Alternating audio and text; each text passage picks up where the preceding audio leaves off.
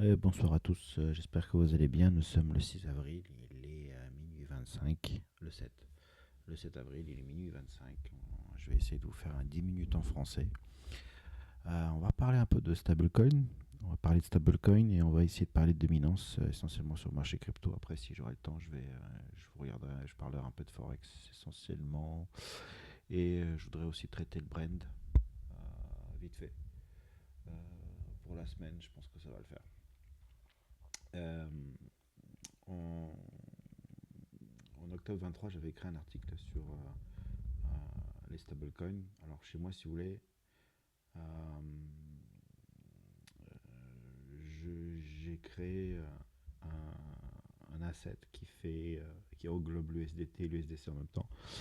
Parce qu'il y en a plein qui tradent l'USDT, il y en a ou l'USDC. Alors, si on regarde aujourd'hui au niveau de la dominance,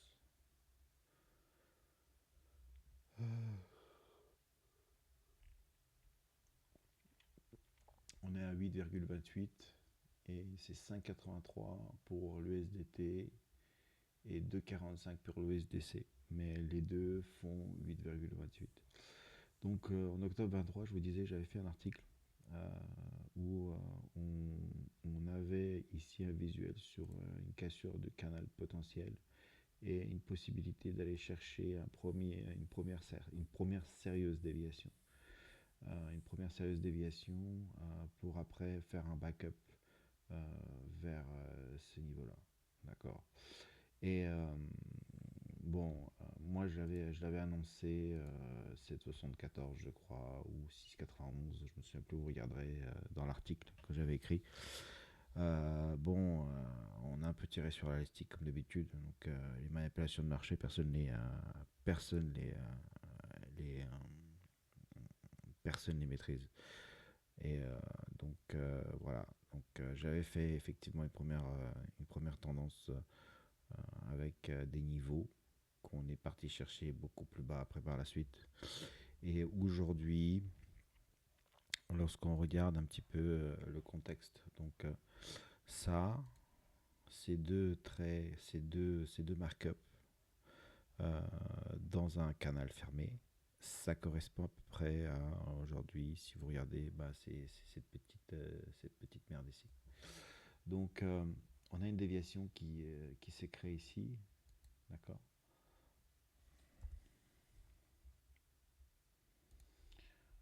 Et on est parti chercher dans une phase plus ou moins latéralisante sur l'autre côté du canal avec une confirmation où aujourd'hui on évolue dans une nouvelle fourchette. La question c'est le fait qu'on ait ici marqué un double bottom. Est-ce que le cours va finalement sortir pour tester la zone 27 et éventuellement faire le backup comme je vous avais dit ici, ce qui fait qu'on risque d'avoir une tendance d'avoir un,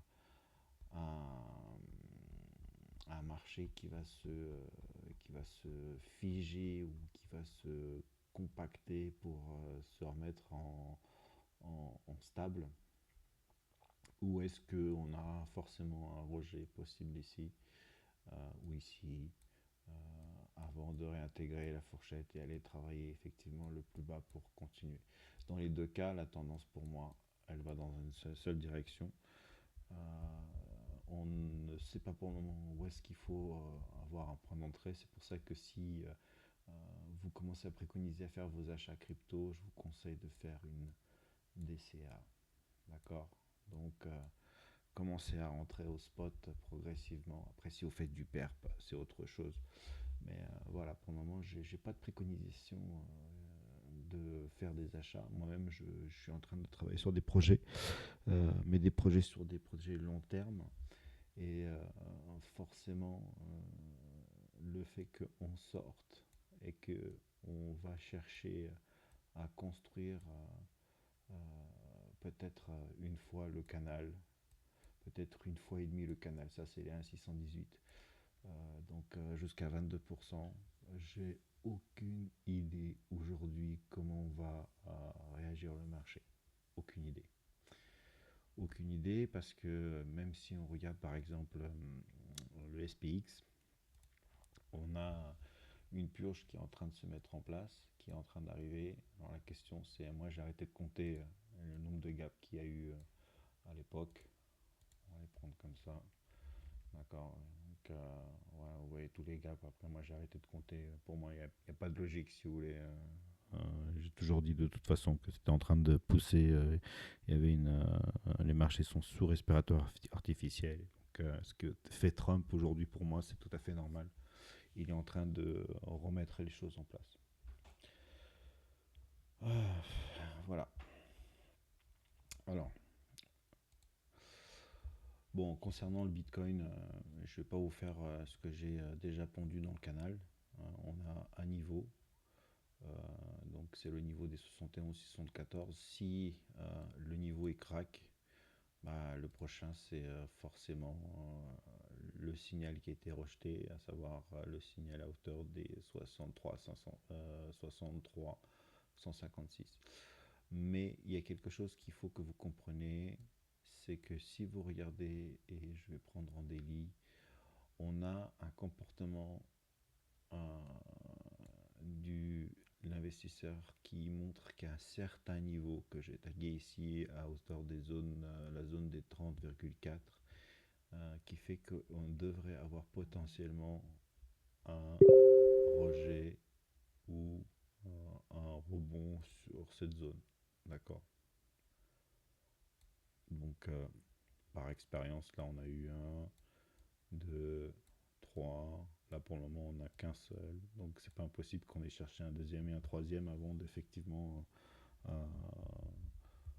reprendre une tendance haussière. Voilà, mais de toute façon, la tendance, elle est claire. Hein, vous la voyez.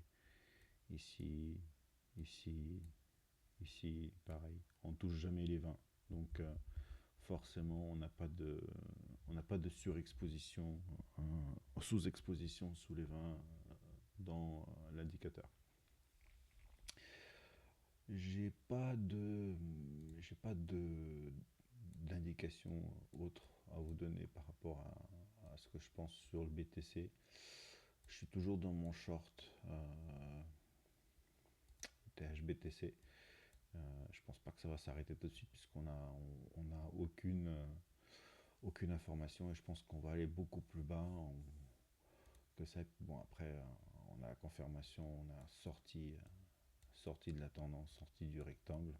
Vous le voyez ici, une confirmation ici, et puis voilà, on est parti. Et puis c'est pas des mèches qu'on va avoir, hein, donc je pense qu'on va aller chercher beaucoup plus bas. On a de quoi faire au niveau de la fair value gap. Vous regarderez si vous tradez avec l'indicateur, vous regarderez les niveaux qui seraient potentiellement intéressants à atteindre. Donc on est déjà sur un deuxième niveau plus bas et après on peut toujours aller chercher le niveau qui est encore plus bas que vous voyez ici et ici qui sont quasiment au même niveau. Donc forcément on nous laisse encore une petite marge en daily pour aller chercher les 24-36 au lieu des 30-30 comme on a l'habitude de faire. Au niveau des dominances, bon, la dominance USDT, USDC, j'en ai déjà parlé. Pour le moment, il n'y a pas grand chose à faire, à part savoir est-ce que on va être amené à faire un excès ou est-ce qu'on va taper un jack sur un backup et puis après continuer à construire dans, dans cette magnifique poussée vers le haut. Donc ça c'est fait et bien évidemment celle qui m'interpelle.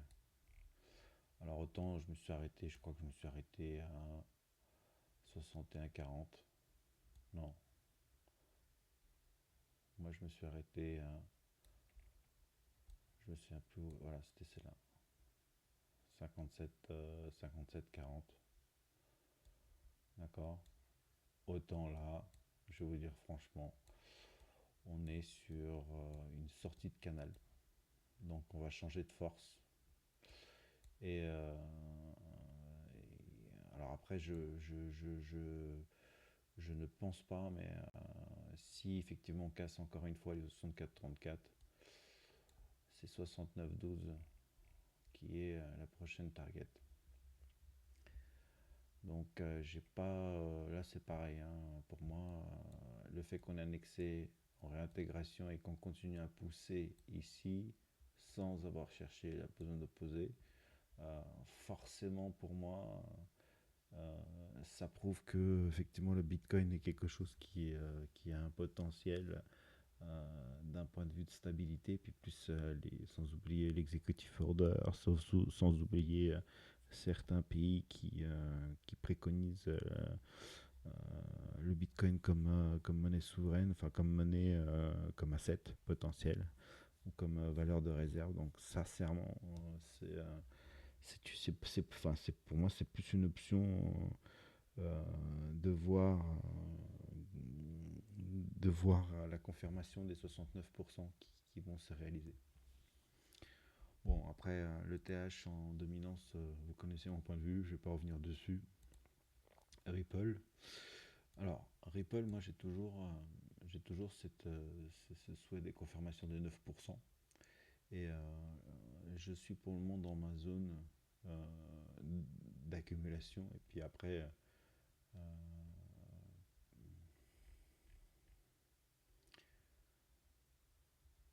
je suis sur un niveau, je vais vous le montrer. Je vais vous le montrer.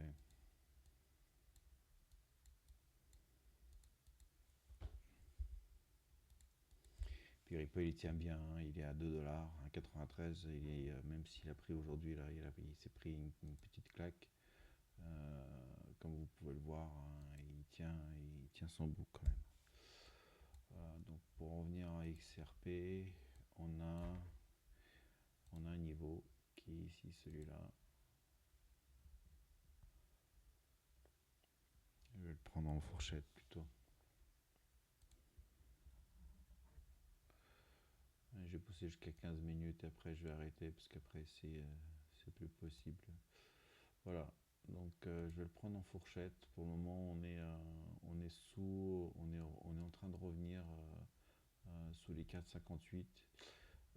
Et je pense que ce qui serait intéressant, c'est de voir s'il y aura une confirmation, une réaction sur le niveau des 4,38, qui est un classique, hein. C'est-à-dire que lorsqu'on travaille une sortie de fourchette avec une accumulation, bah, on continue à travailler au fur et à mesure, et puis après on monte, et puis d'un seul coup ça part. Habituellement c'est toujours comme ça que ça se passe. Ou alors l'autre option, je vais vous la faire un petit peu beaucoup plus simplée. Hop, hop, l'autre option c'est une réintégration, mais là franchement je vois pas, hein, parce qu'on a un premier essai, deuxième essai, même si on va aller chercher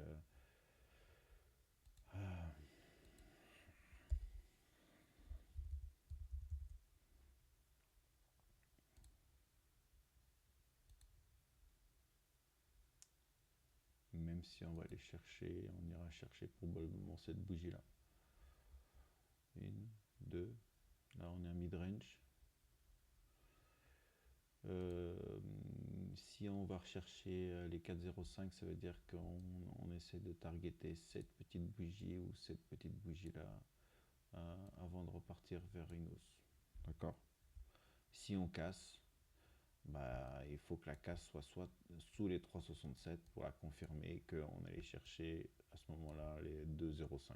Et là, effectivement, tout le monde va se mettre soit en stablecoin, ça va être la confirmation, soit effectivement, on va avoir une poussée tout le monde va se reconvertir dans le BTC. Mais là, encore une fois, hein, si je prends les crosses XRP BTC, j'ai pas du tout une vision que le cours va s'effondrer.